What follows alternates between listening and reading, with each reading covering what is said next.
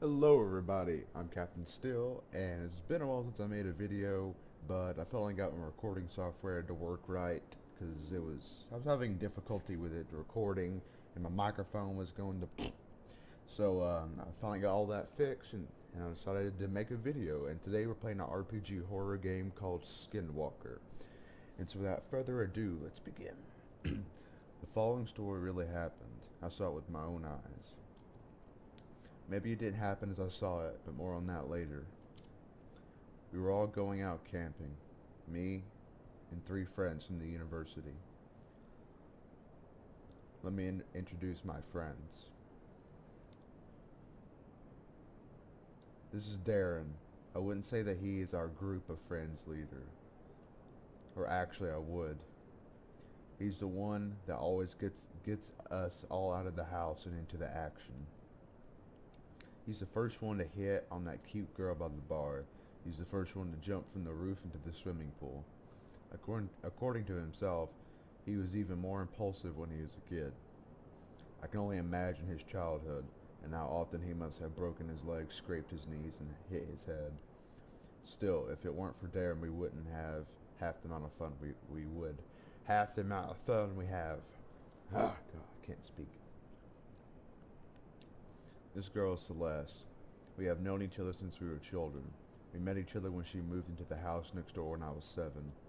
My mom told me to go show her around the neighborhood, and after that we were inseparable for a few years. She's a nice girl, although her health isn't the best. She has some kind of heart problem, which I forgot the name of. This forced her to be away from school during extended periods of time during her childhood. Because of this, until we started university, I was her only friend. Still, she never complained, and I've always seen her as a positive, happy girl. Next is me. I'm Joe. As the name implies, I'm pretty normal. I don't have any overwhelmingly bad qualities, but on the other hand, I don't have any overwhelmingly good ones either. I live in this apartment, a short walk from my university. This is where us four friends usually gather before going out. This guy here, looking all relaxed on my bed, is Michael. He's my neighbor, living in the apartment next door. One day, while I had Celeste over, he just barged in. "Hey man, your place looks pretty nice. Mind if I join you for dinner?" he said. As you can imagine, he's pretty pushy. I don't think he realizes it himself. He came over several times after that day. After that, we somehow naturally became friends. Well, so one day Darren came with the idea that we should go camping. Darren said his family had a cabin a little bit into the forest. So camping we went. It could be fun, right? Of course, me, Michael, and Celeste disliked the idea of staying in a cabin. It's a camping trip. We have to sleep in the wilderness, so Darren told us about the woods near the cabin. I don't remember much about the trip to the cabin. We joked around, took a few breaks, normal stuff. Either way, we drove up to the cabin and left the car there. Took a short break into the cabin and set out into the wilderness. We went pretty far in. I can't say how far in distance exactly, but it took several hours to get to where we set up camp. First day we just screwed around, nothing abnormal happened. But then. Oh, alright. Okay, use arrow keys. Okay, sorry, I had to make sure something was recording, right? Anyway, let's continue. Did you sleep well last night? Probably not with you, sugar lumps. Okay, that's stupid. Hey, no need to go in the tent right now. There's plenty of reasons to go to a tent. I just spit everywhere. Morning there, or should I say good afternoon. Fix us some wood for a fire, will ya? I set out to gather wood for a new fire and water to cook with. Well, that was fast.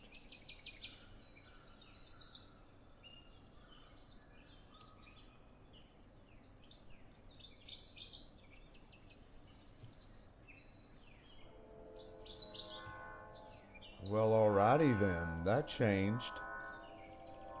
What does that sound?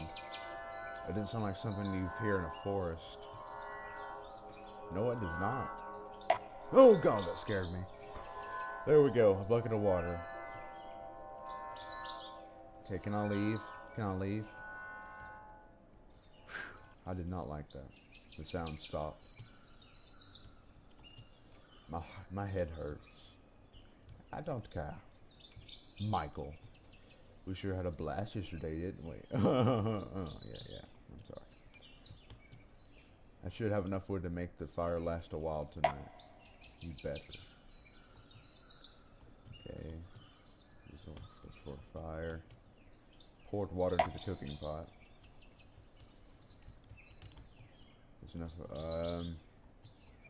What now?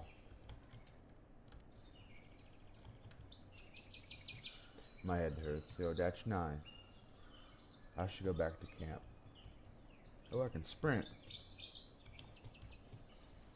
Okay, I talk to you. Alright, let's cook something. Yeah, let's cook it. Later that evening.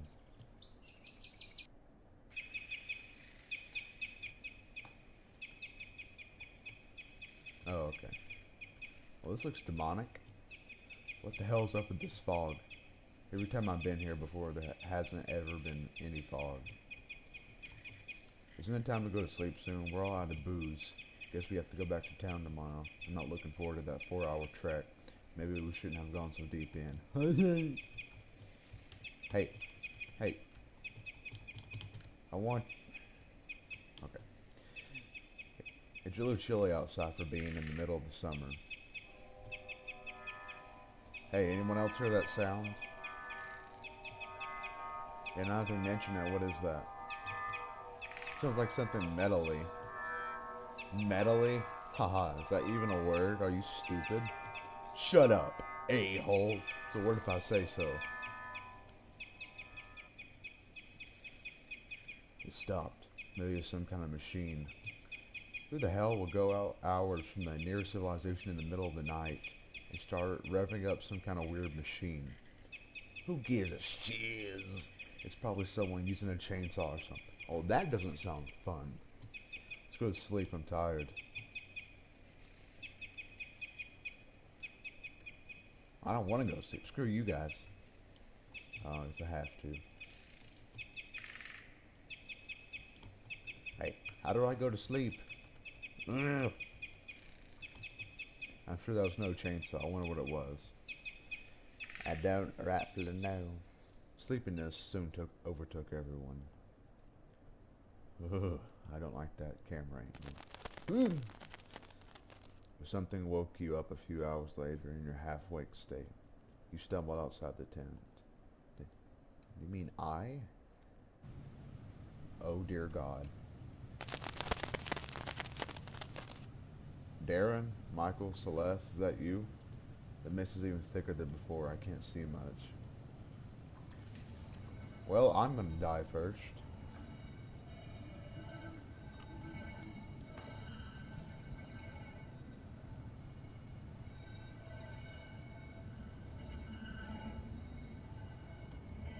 Oh, hello up there.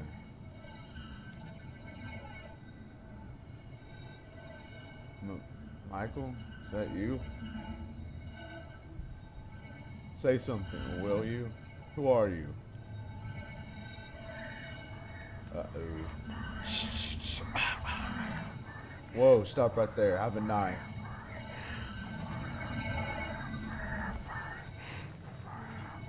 Crap! Or shiz. Okay. We're going back to the tent. F you.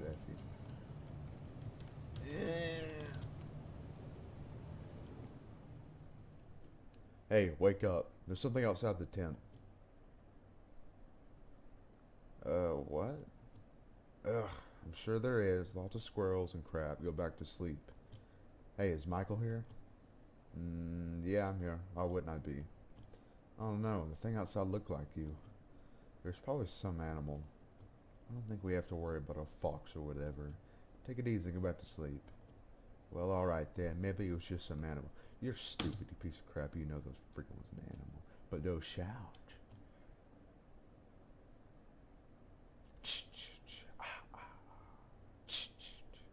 few minutes later. Oh. You can go to hell. You can burn in hell for that. Okay, drop it. Who that is, I want to sleep already. It wasn't me. Me neither. That didn't sound like any of our voices. Well, she is. Now I'm never going to be able to go to sleep. Should we go outside and look? What if it's some crazy psycho with an axe? All the more reason to check it out. It's not like the tent is some kind of impenetrable fortress. It's true. Seriously, if that was one of you guys, tell me right now. This ain't funny no more.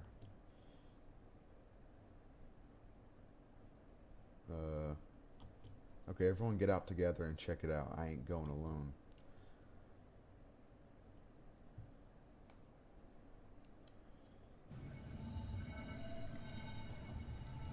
What the heck is that? Someone's definitely here. She is. She is. Calm down, Celeste. We were 4 against 1 here. They'll be fine. What if the dude got some kind of weapon with him? I mean, he killed this little critter, didn't he? Michael was right. We gotta get the hell out of here. We can't just jump up and leave. It's the middle of the night. What about our stuff? Screw our stuff. I'm not staying here another minute. Fine, we'll leave. At least bring the flashlight and some food and water. These people are actually smart. I think you're overacting, though. We haven't seen anyone. Still, someone or something left this dead creature here. Can't exactly go back to sleep with no worries. I guess you're right. I'll go get the flashlight. Everyone bring some stuff you think you might need. A couple of minutes later. Alright, let's go.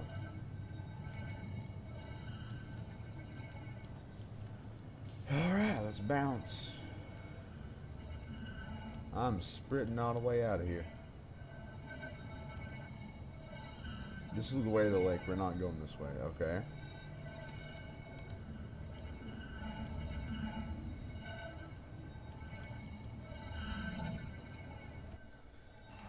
It's so dark. At least it's still summer. It's not pitch black. This fog is really annoying me, though. So we're going back to the cabin, right? I guess that's the plan.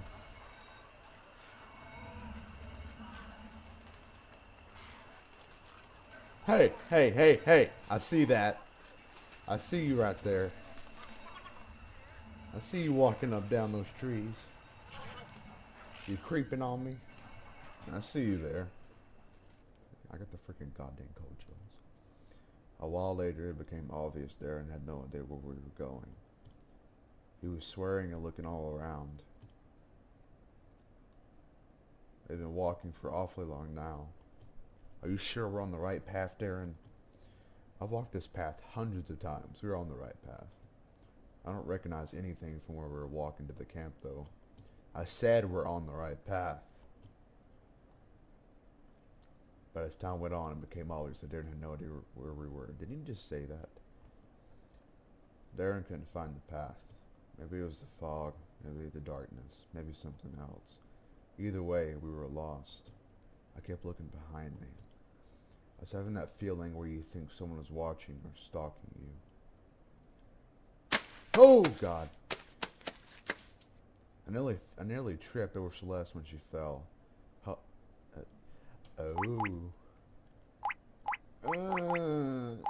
What if it's like a freaking demon? They're not really her. Fine. We'll be a gentleman. I took Celeste's hand and dragged her to her feet.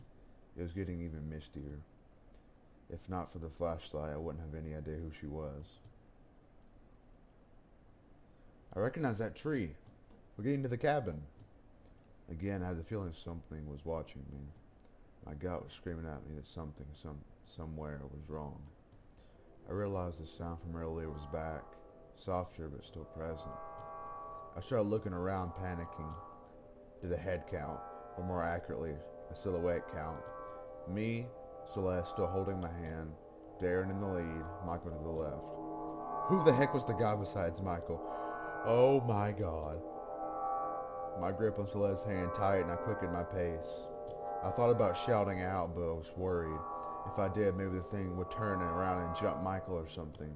I didn't know what to do. I ran my fingers along a knife I brought from the camp. Then a cabin appeared out of nowhere. The mist was starting to disintegrate around us. It was easier to make out who everyone was now. I looked at the thing next to Michael. She looked just like Celeste. Oh no! The thing whose hand I was holding laid in front of me. It wasn't Celeste! Oh god. I should have ran or screamed, but my body was clenching up for no reason. The thing turned and walked into the mist. Okay, my entire body is made up of freaking cold chills right now. I caught up with the others as they entered the cabin, practically in tears. They couldn't find the car and were arguing about where we put it. I told them what I saw. Obviously, they didn't believe me. Still, everyone hurried inside and locked the door. No, no, no, screw you. He followed us here. He really wants something from us. He doesn't seem to have anything to break down the door with, though. What the hell does he want with us? Hell if I know, ask him. F off. No one likes you. Did he go away? Let's find out. Hey, don't touch that door. I wasn't gonna. Alright. I'm not touching the freaking door then. A fireplace. I don't have any matches though. Feel for the fireplace. Oh god, Jesus. She is. The bastard hit the breaker. But he can't get in, right? Yeah! Celeste, he's just trying to scare us. Take it easy. Don't worry, boys, I got it under control. A couple of books and board games. Please, okay, thank God. I don't want to look at that ever again. Celeste. She seems to be hyperventilating. It's alright, Celeste. The door's locked, and it's the only way in. We're safe here. No response. Well, Celeste, you're just gonna have to die. I'm sorry, it's just the way it is.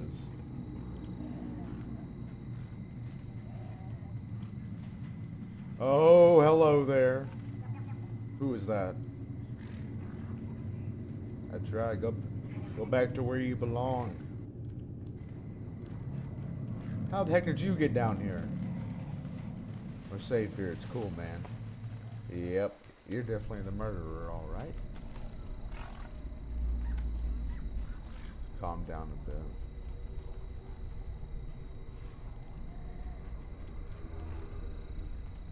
Whoa.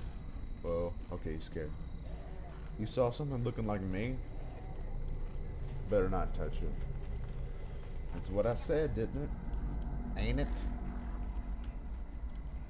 Question my authority.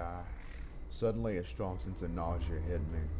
There was something in the air. I could feel the horror overtaking me again.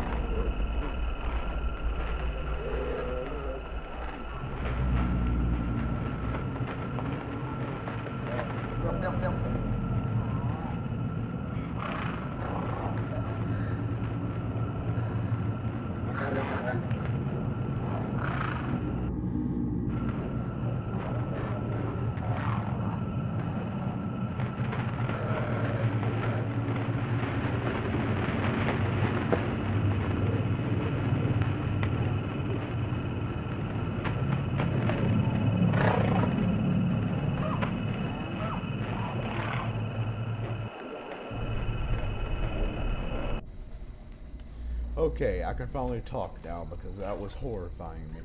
The room had stopped spinning a bit, but I felt far from good.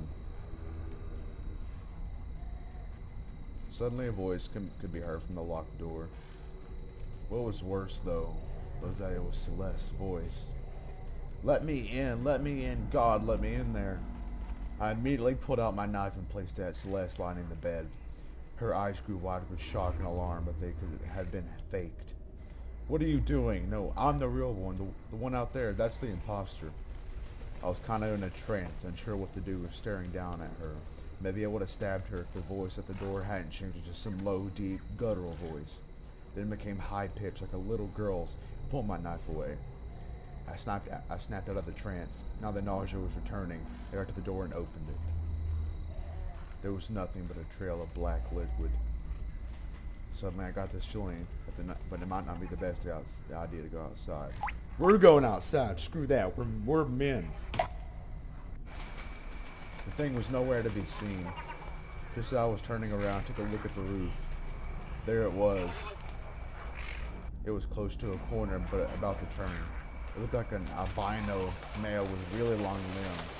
He had fingers instead of toes, and all 20 of them were elongated. He was facing away from me. Suddenly, the head swiveled 180 degrees and stared at me. I started choking up as if suffocated. It was hard to breathe. The thing opened its mouth slowly and deliberately. I thought it was going to devour me when its tongue snaked out.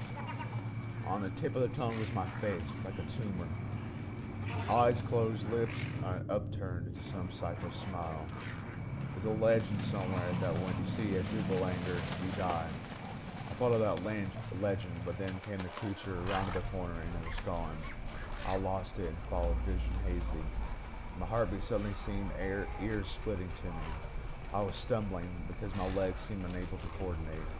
Suddenly I stumbled forward and toppled down. Once I lay there, face down to the grass, my body just seemed to shut down. I couldn't move. I couldn't even turn my head. There was something dripping on my back.